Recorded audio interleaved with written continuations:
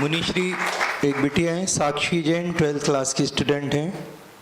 इनकी जिज्ञासा है, नमोस्तु गुरुदेव, हीलिंग क्या है? आजकल कुछ दिनों से भक्तामर के कुछ विशेष काव्यों की विशेष आराधना करने से रोग शोक आदि का शमन होता है, ऐसा प्रचार प्रसार किया जा रहा है, कृपया मार्गदर्शन करें। देखो, ये उनके लिए तो ठीक है जो टॉफ़ी और लॉलीपॉप खाने के आदी हो जाते, तो उनको टॉफ़ी देके ही स्कूल भेजा जाता।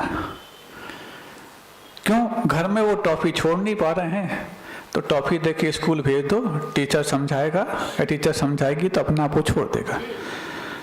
अब जब एक काव्य के स्मरण से तुम्हारा कोई लाभ होता है, तो 48 काव्यों के स्मरण और उच्चारण से तो 48 गुना ज़्यादा ही होगा ना। इसलिए इसमें छांटने बीनने की आवश्यकता क्या कि इस काव्य को करो तो ये हो जाएगा, इस काव्य का। हाँ, वो उनके लिए जो किसी अपने विशेष सांसारिक दुख से छुटकारा पाने के लिए यहाँ वहाँ ताकते झांकते थे, उनके लिए फिर भी ठीक है।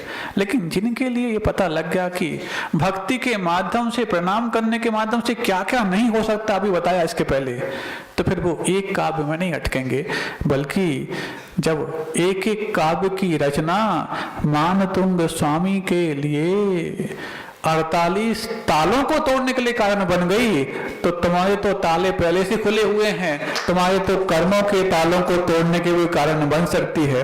कर्म निर्जरा का लक्ष्य रखो, ये विनय, भक्ति, स्तुति, स्तवन इत्यादि आपके जीवन में स्वर्णिम अवसर बन जाएंगे।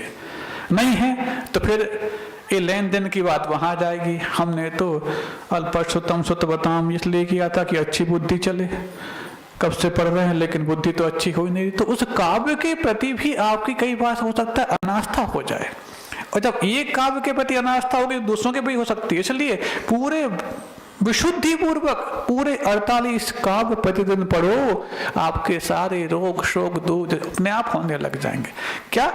अरे आए कैसे वो? जब जन्म जरा मृत्यु जैसे रोग भी भक्ति के माध्यम से मुक्ति तक की यात्रा कराने के लिए कारण बनते हुए एक रोग दूर हो सकते हैं, तो छोटे मोटी टिक्के तकलीफें क्यों दिक्कत नहीं हो सकती? इसीलिए श्रद्धान को मजबूत बनाओ। मान वाली बात तो करना ही ठीक नहीं, और करती हो तो थोड़ा बड़ा मांगो ना। अरे वैसे भी तोप मांगो तमंचा मिलता है, तो तुम तमंचा में अटक गए तो क्या मिलेगा? इसलिए ऐसा मांगो कि भगवान मेरे लिए ये छोटे मोटे कष्ट तो नहीं, या तो कष्टों को सहन करने की सामर्थ्य दे दो अथवा पूर्णतः कष्ट से मुक्त कर दो, दो में से कुछ। ना तुम इस तरफ मांगते ना इस तरफ मांगते, बीच का मांगते, इसलिए इसी बीच का नाम संसार का भंवर है।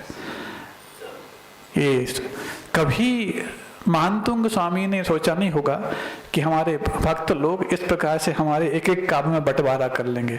हाँ, उनके लिए ठीक है जो यहाँ वहाँ के छोटे मोटे कष्टों में आकर के और अन्य देवी देवताओं के पास उपासना करने लग जाते हैं, मिथ्यात्व का सहारा ले जाते हैं, उनके लिए तो फिर भी ठीक था। लेकिन जिनको वाकई में बुद्धि का कौशल्य प्राप्त हो गया है, वे तो पूर्ण काव्य को अपने जीवन में स्वीकार करें, ताकि उनकी पूर्ण निर्जरा का साधन वो काव्य बन सके।